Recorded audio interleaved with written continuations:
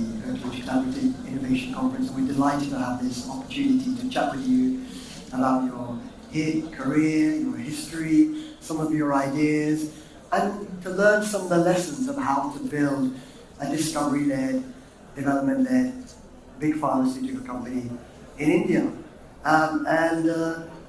Is it true that you were born in Ahmedabad? Yes, I'm 100% Pakka Ahmedabad. Did you hear that? We have a Pakka Ahmedabadi here. I'm the son of the soil, yes. Son of the soil. So Rashmi has been around the world, has been a legendary pioneer in the pharmaceutical space, and he's from Ahmedabad. And this is what the Collaborative Innovation Conference is about. It's kind of showcasing the pioneering stories of people who've come from the soil of Ahmedabad and the amazing things they've done around the world, and come back to India to bring their innovation and their ideas and their thinking to benefit India. So firstly, for all you've done for India and bringing your ideas and energy back to Ahmedabad, Gujarat and India, firstly a warm round of applause for everything that Rashmi has done. And thank you for having me. Thank you so much. So, why did you become a doctor? Actually, I have lived as a doctor. My father wanted me to be a doctor, and I had put my foot down. And in the Shuddha Gujarati, I told him that I would rather be a young than a doctor. Wow, we're so glad that you followed the career. And he had never forgiven me for that. And because there's always a huge pressure being a son of the soil in Ahmedabad to be the doctor. I was the son of a doctor, so there was a huge pressure. Even more pressure. Well, in our family as well, we've got plenty of doctors, although there was no pressure in my case. So your life is marked by a number of fascinating turning points earlier on in your career. And you were studying at the time of the student riots in Ahmedabad. So take us back to that time. And what was going on in your life and in the world, and that turning point that happened at that time. So, there are quite a few stunning turning points in my life, which I had never even imagined. When I was finishing my master's in Vadodara, the riots broke out, and this generation is young, but they are some of my age. It was Kevin Patel's ministry that was toppled. And it started in LA Engineering College here. The general secretary of the student union chief was my brother. And the riots spread so fast all over Gujarat to topple the ministry that the exams were delayed by about 4 or 5 months. And like most of my peers, I had an admission in US to go to US for higher studies. And I told my father that, to help with this exam, I'm going to US. And he said, no, son, knowing you, I don't even know whether you will do anything in the US. Here, your master's degree is guaranteed. Until you finish, you're not going. So I had no choice but to ask for an extension. And the university said that we'll extend your admission, but we can't guarantee your scholarship. This is in This is in 1974. And it was in which university? At Rutgers. And within 10 days of receiving this message, my father was the chief medical officer for Sarawak Chemicals, which at that time was the largest pharma house in India. And he used to invite a lot of foreign speakers. So one of the speakers was from England, who happened to come to my home for dinner. And, started asking me that, young man, what are you doing? The wound of, the Rutgers University's letter was so fresh. And I started cursing. I said, what do these Americans think about it? How can they do this thing? So he said, why do you want to go to US? Come to England and do PhD there. I said, I never applied. He says, you don't have to apply, you come and do PhD with me. And he was the pioneer of clinical pharmacology in UK. He is the founder of British Law. And I was not that shy even in those young days as well. So I said, I don't know even see of clinical pharmacology. And he said, if you are half as good as your father, that's good enough for me. I thought the guy had come from dinner and he's being polite, but 10 days he sent a letter offer, and within 3 weeks of this conversation I was still in England. And never imagined. So that's the first thing. What an incredible turnaround. So you arrived in the UK, you did your PhD there, and then there was a second momentous turning point. That was even bigger. I was finishing my PhD and I was preparing my thesis for the defense. And one morning my prof came to me and he says, there is a professor from US coming.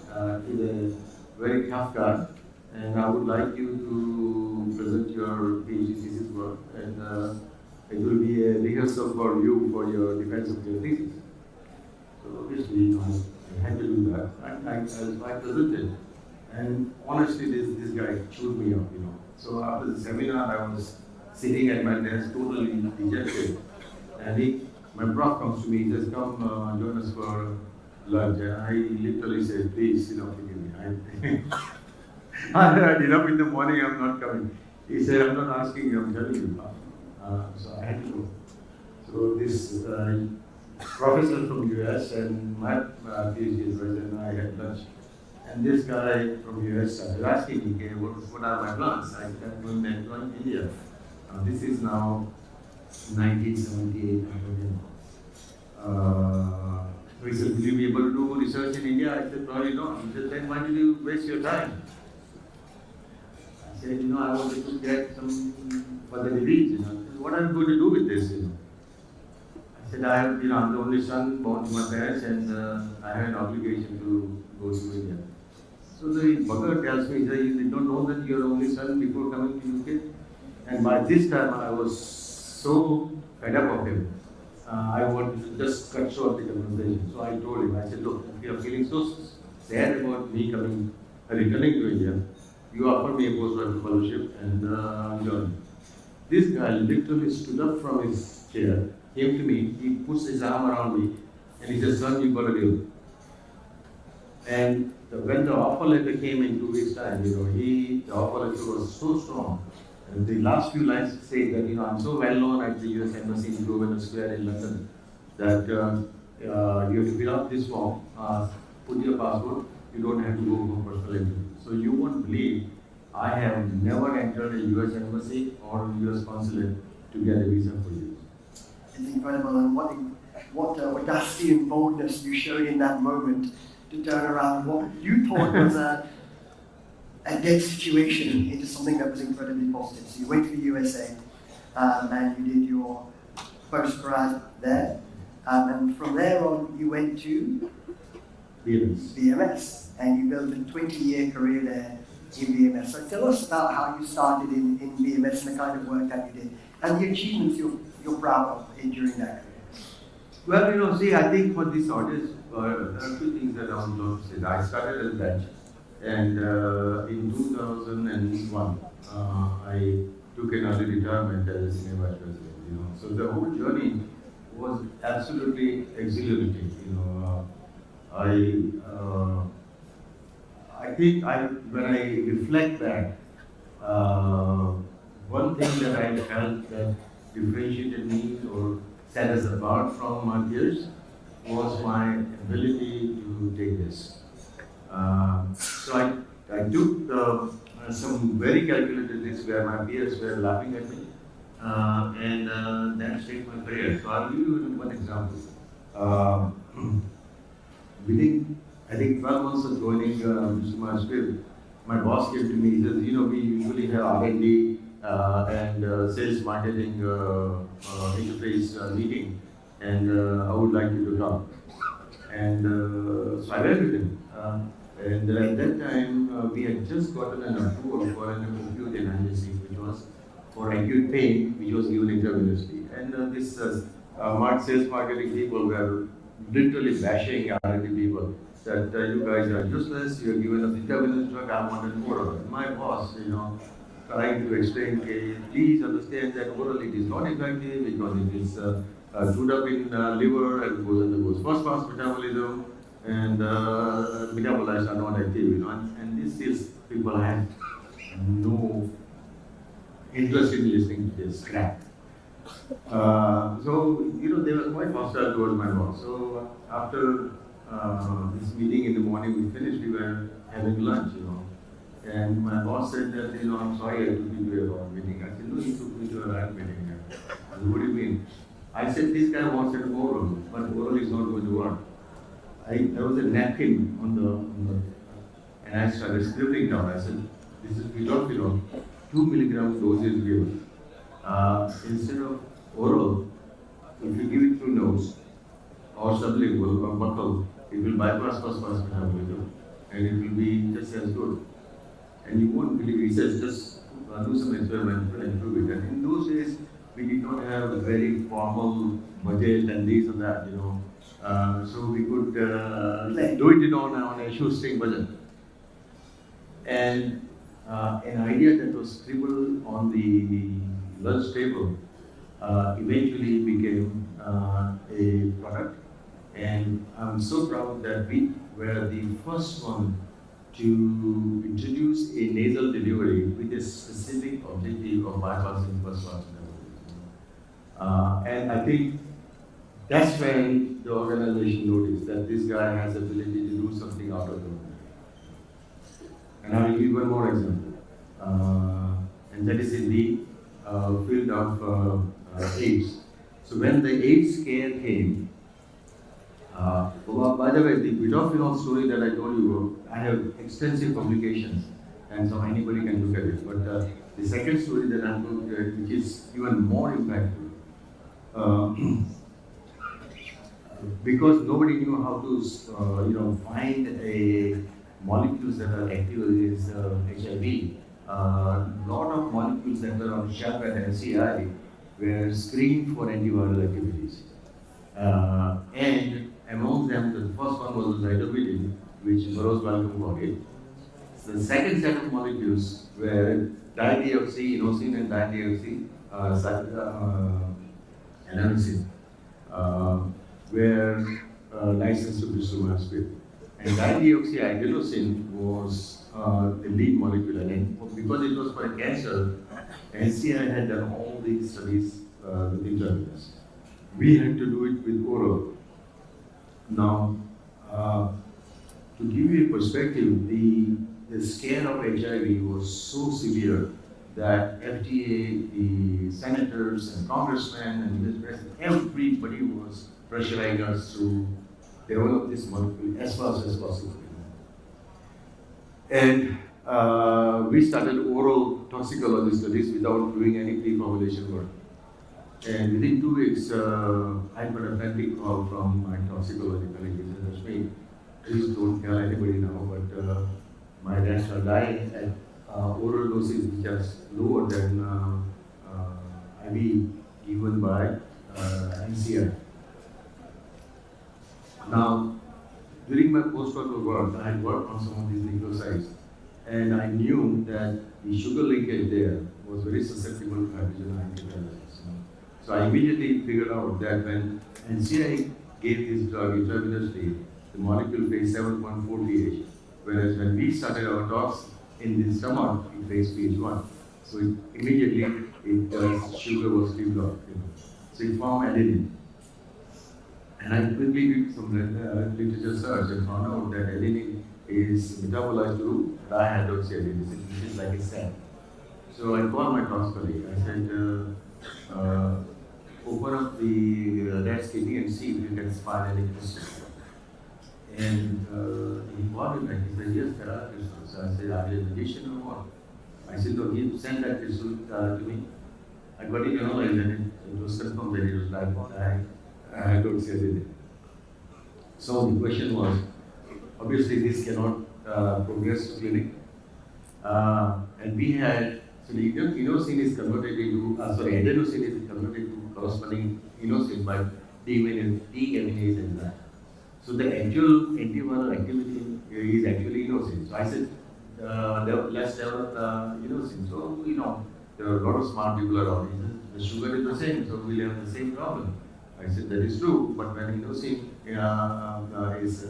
the sugar free is cleaved off, it goes into uric acid cycle and then all indigenous substances. And that's how DDI, which was the second drug for treatment of AIDS, was discovered and developed. And we did the entire phase 1 to phase 3 in 16 months. Look, I think both for these innovations and the contribution to science at a global level, and the therapeutics that Dr. Rashmi was involved in, I think this deserves a huge round of applause. I think this is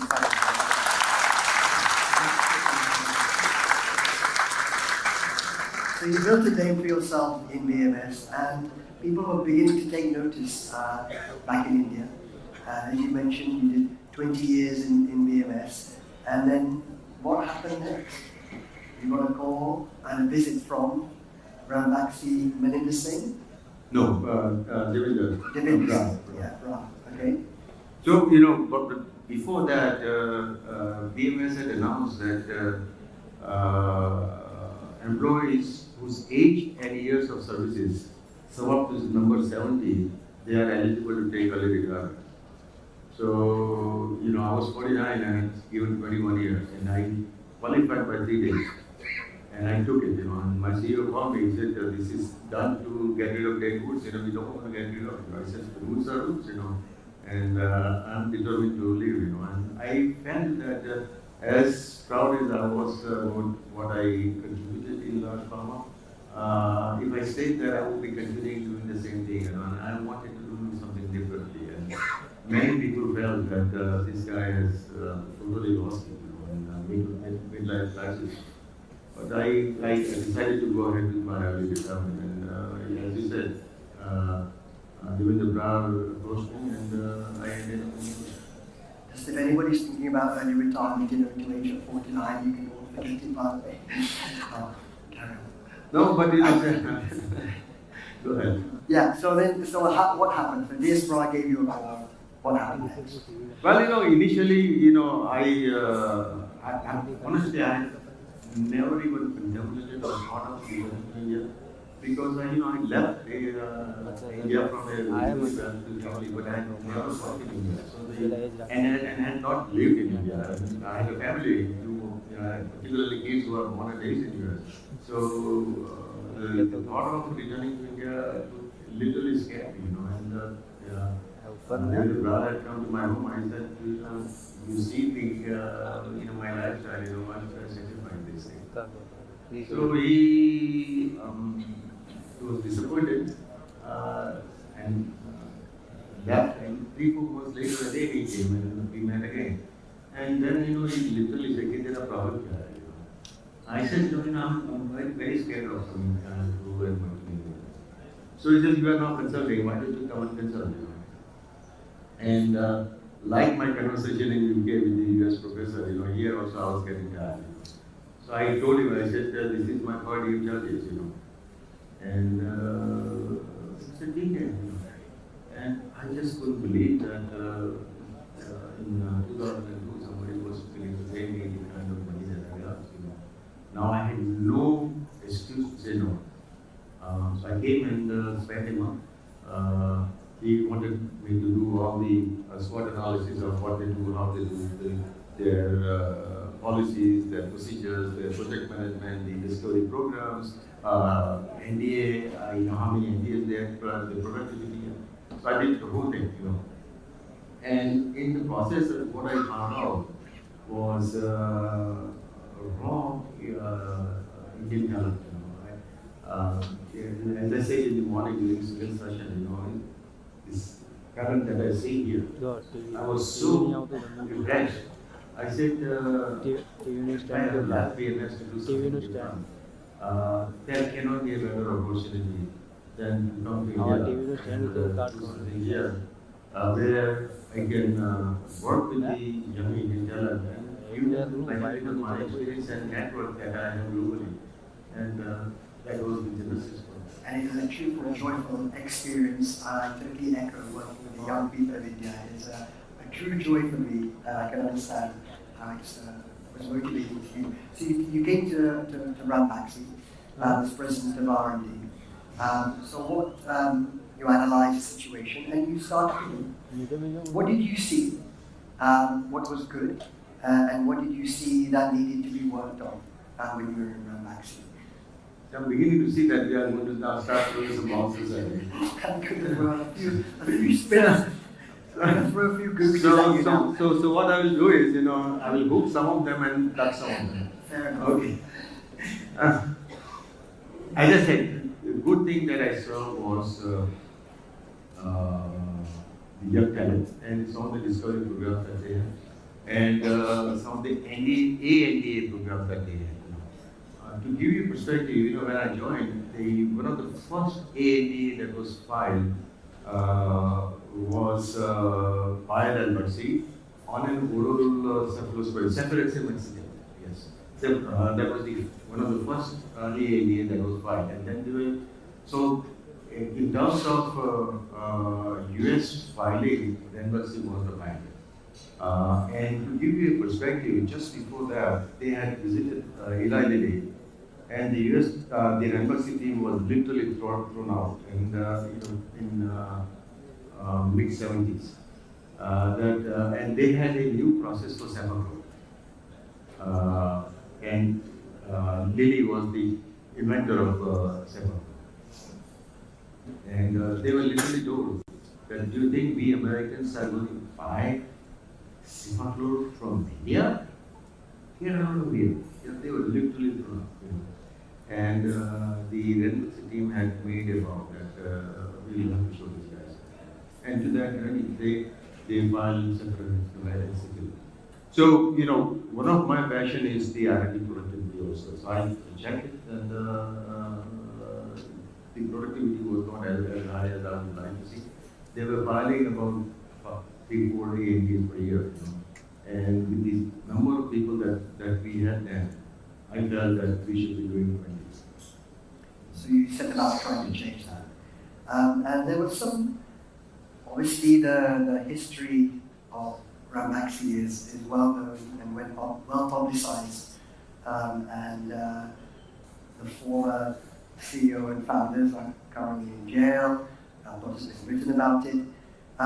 What did you see or not see in your time there that made you concerned or worried? So, I can talk about things that are in public domain. That Mercy has been fined $500 million for some of the data fudging that happened, for which they were caught red-handed. And this happened because of a whistleblower. Now that whistleblower, his name is Dinesh Thakur, which is also in public domain. I happened to recruit him, and the reason why I did that was when I started, I sensed the data that was coming were too good to believe, And my training is Big Pharma, so when clinical data comes and they're too good to believe, then it's a thing. So I started digging, and I found out that right from the analytical instrument to dossier filing, everything was done manually. And that scared me out. And I felt that I need to bring computerization here, where syntax analysis and data integrity can be maintained. And that's when I brought Dinesh Thakur. As long as I was there, I was the one partner when he was protected. As soon as I left, he was arrested, and he was pissed off so much that he became a whistleblower. Well, I read the book, The Poison Pill, and there's not a lot of people who come out with credit for their integrity in this episode. But there's one person, the author, shows a lot of respect for, and that was you. So you're the one person who comes out of this with the story around Ranbaxy with a lot of credit. So I think that comes down to your values, essentially, right? I think. So there are two things that I'll tell you here. One is that author was after me for almost 6 months. She was based in New York. I was in this. So many times she pestered me for an interview. And finally I had to tell her that I had moved on And from very young age, my grandmother had taught me that if you want to move forward, your car cannot be in the reverse gear. I said, it's a history for me and I'm not going to talk about it. Secondly, whether my help at the embassy or at the business, as the senior most person, it was very clear that mistakes will be forgiven, but data fetching will never be forgiven. And when something happened, I made a public termination as well. So people knew that this will not be accepted. And even for a small thing, one-time exception, because once this happens, you are on a very slippery slope, and you can't come out. So you then moved on from Ram Maxi, and then you had some interesting meetings with the then Prime Minister, Manmohan Singh. He called you. Well, I think he has played some key role in planting the seed of entrepreneurship in me. After embassy's experience, I felt that I'm not really cut out to work for a family owner. So he told me, he said, "कौन पता है कहता है कि family owned company के काम करा था तो शाम को."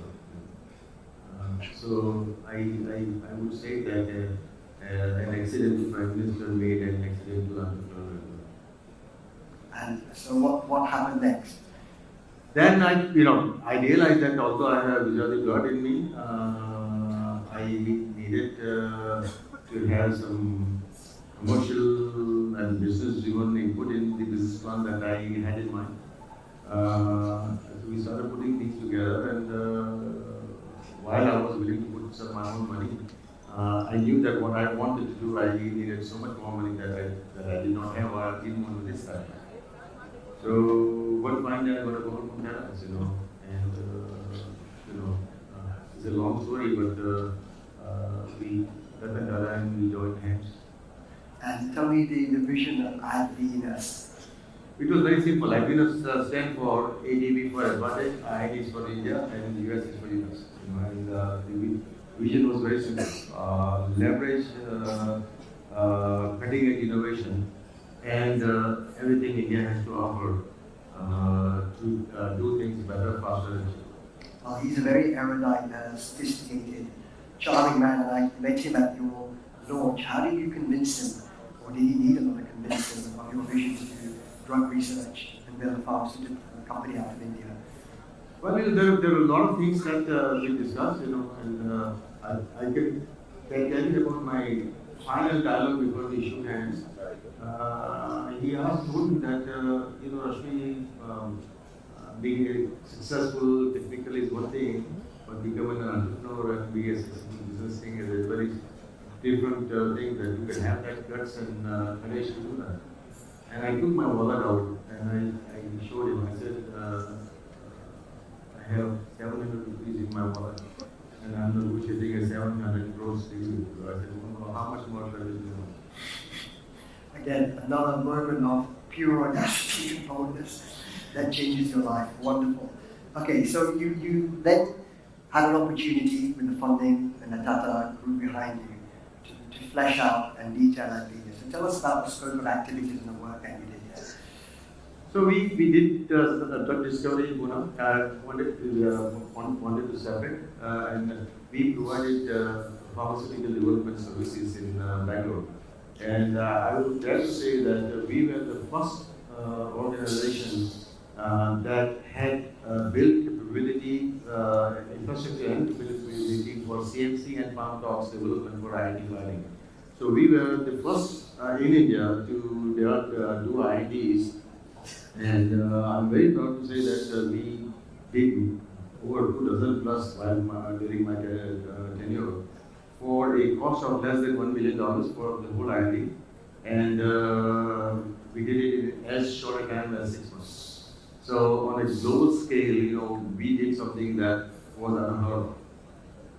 Well, I think the speed and your metrics were kind of noted by Takeda, and you pulled off an incredible deal there with Takeda. I won't go into that right now, but I was lucky enough to attend your launch, and we looked at what Advenus were doing with with great admiration. And he was literally changing the landscape of what was happening in India and reshaping mindsets around the world in terms of our capability not only in chemistry, but in terms of the biological sciences and our ability to kind of design and develop drugs all the way through to a full IND package. So I mean, it was pioneering, groundbreaking stuff. I think all of us in India are very grateful to you for the work that you did there. I've got a couple of questions just to round off with. But do we have any questions from the audience for Rashmi? If anybody wants to come in with a question.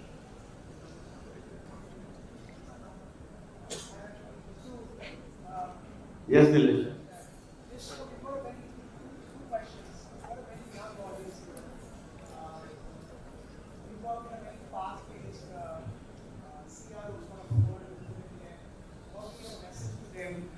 Given what transpired in Grand Vaccine? Very simple message. Ethics and integrity you don't interpret, and you don't view it on a case-by-case basis. So no interpretation on ethics and integrity, and no excuses for ethics and integrity. I will dare to say that one of the reasons why this happens is in our culture. You look at our traffic pattern. We stop at the red star stop only when if we know that there is a cop there. Okay, somehow there is a mentality engraved in us that I can get away with this. And the line of work that we are doing, the molecule on which you are working, someday your mother or your daughter will be taken, and you can't play with the integrity of the data. Thank you very much. I think it's good to hear from this. The second point is, you're way ahead of your times, which is one of the things, in terms of digitization. If I look at several Indian companies even right now who are working in GLP, they're very hesitant to adopt digitization. For whatever reasons, I just speculate, what they want to do, why do they want to keep paper-based things? Is there any particular reason why they want to do digitization there? No, I will, I can tell you from my budget meetings and my battles with the CFOs, the whole thing is on dollars and cents and what comes out and what you project to shareholders with your price for earnings, for your shares, And I think it's a very short-sighted thing, and these are some of the issues which, unfortunately, even after the adversity experience, people have not learned. Yes. Can I ask you what you learned about building a pharma in Adidas? Because you got to work with the Tatas, you were a number of years in there. What worked and what didn't in relation to the Tatas? So, I think Tata Group is a phenomenal organization. I would say that if I have to do everything again, I would not join in with big ones. Why? The innovation requires quick decision making. Innovation requires risk taking. Innovation requires accepting failures, which in a large organization, especially those who are succeeded, these are foreign things for them. They view it as weaknesses and people who are no good. And innovation requires a very different beast. And I would say that if you are ever thinking about any entrepreneur venture and look for a financial investor, look for a financial investor who is going to bring above and beyond this money. Okay, brilliant. Do you have any more questions for Rashmi? Yeah. Yes. Nishan.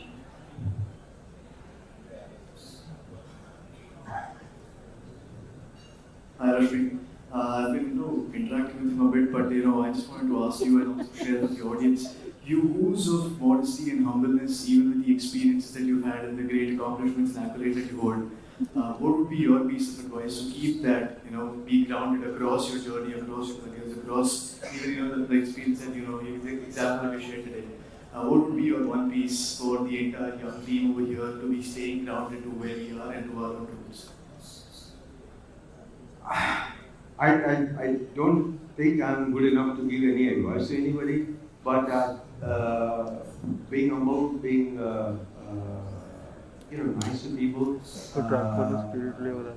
and ability to work at everybody's level is key. And I can tell you from myself that right from a janitor to you have seen some of my pictures with Barack Obama and Bill Clinton and Manmohan Singh. I've interacted, and then even Nobel Prize committees I had dinners. I'm at ease with everybody, but I know with whom I'm talking, and I never try to project who I am. Some of my childhood friends here, they don't even know what I've done outside. When we meet, we do gala kali as they did each other, and that's the way it is. So, in one simple word I would say in Shudindi is don't forget your auqat. Remember who you are, and no matter how successful you are. We have, yeah.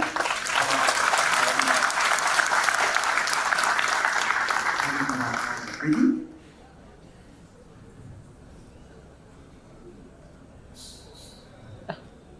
My question to you would be, since you have built this big pharma and you had this experience of doing it successfully, there must be some moments of vulnerability where you must have thought, okay, I should actually give this up or maybe not do it.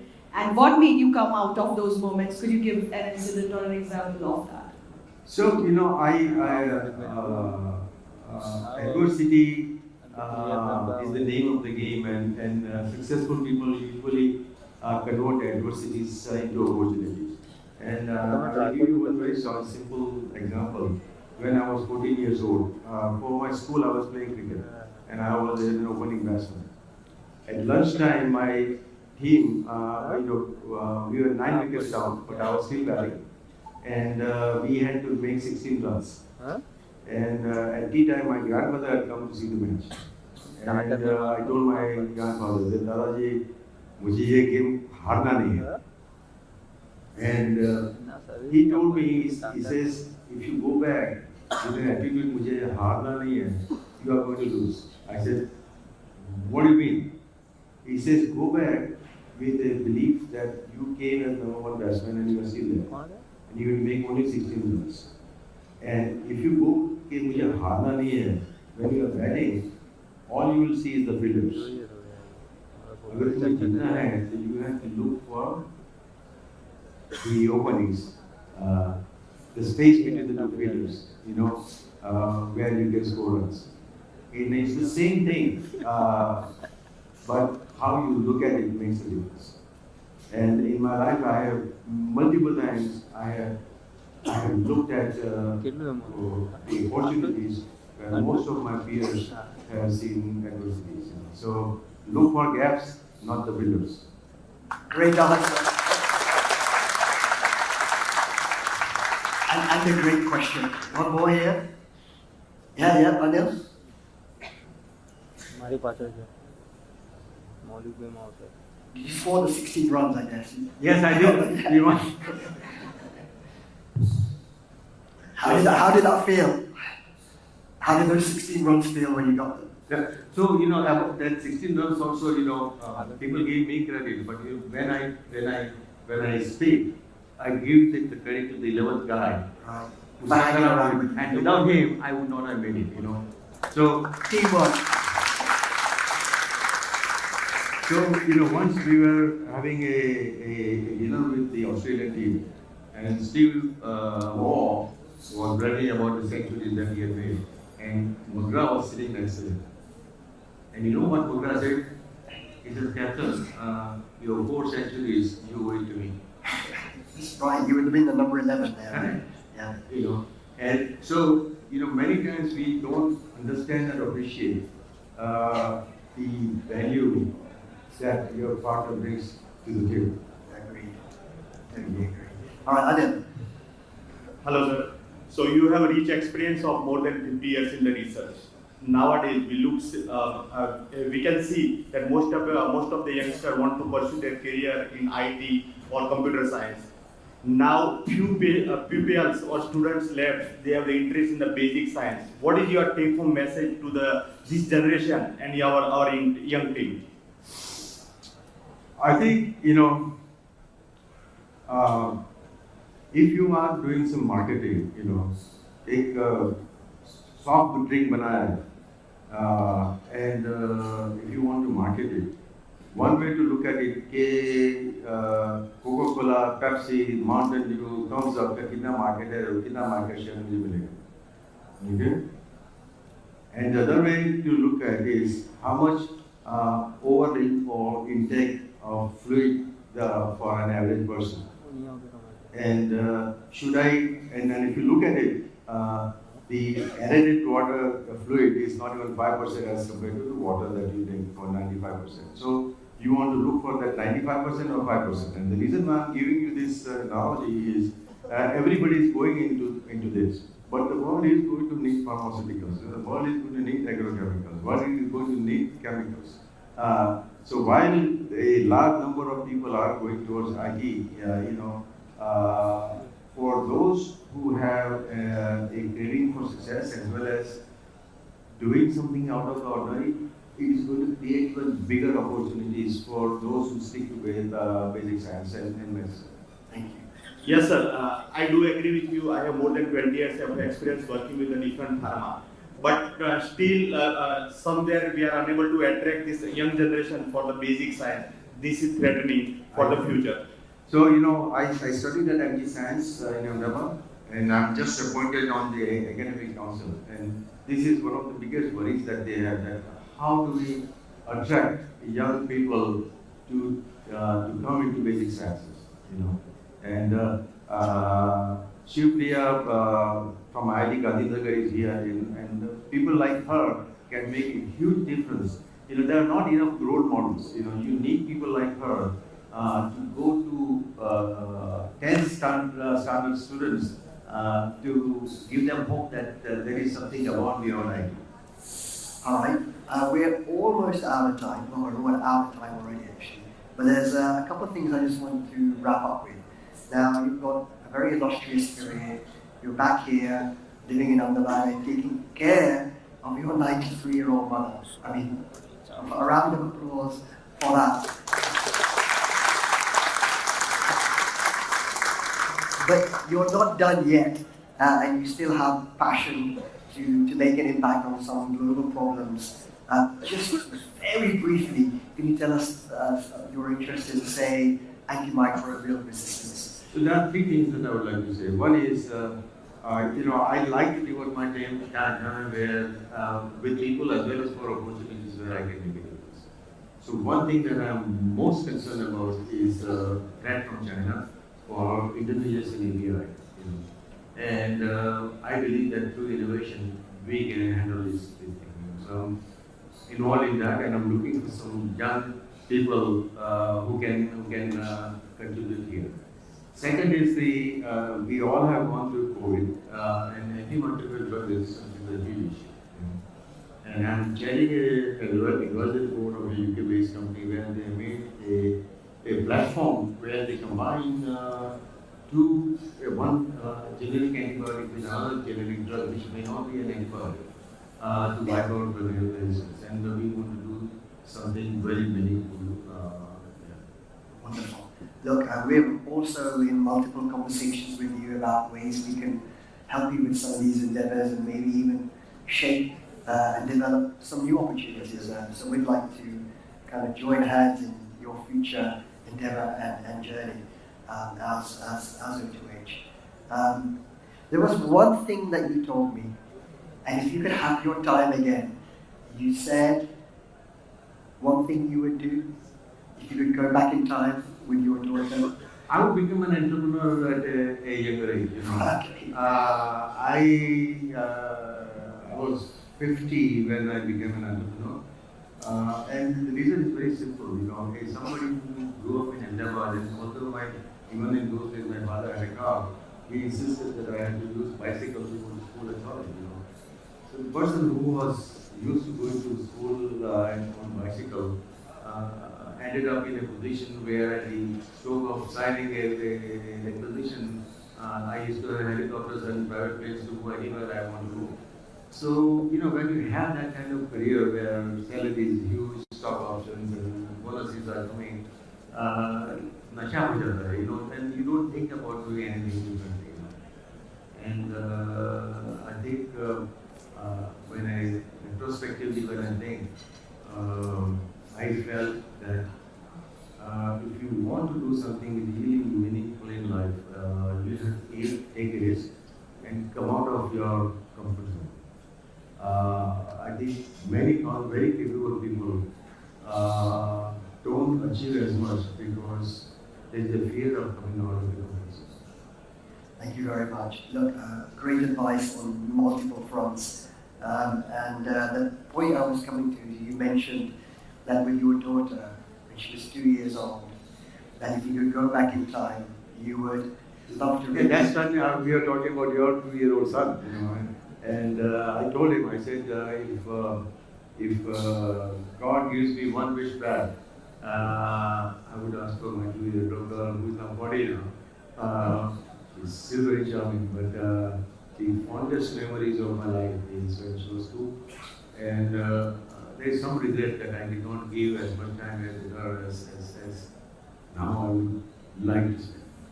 Look, it's been amazing chatting with Dr. Rashmi Barbhaiya. Please give him a wonderful round of applause.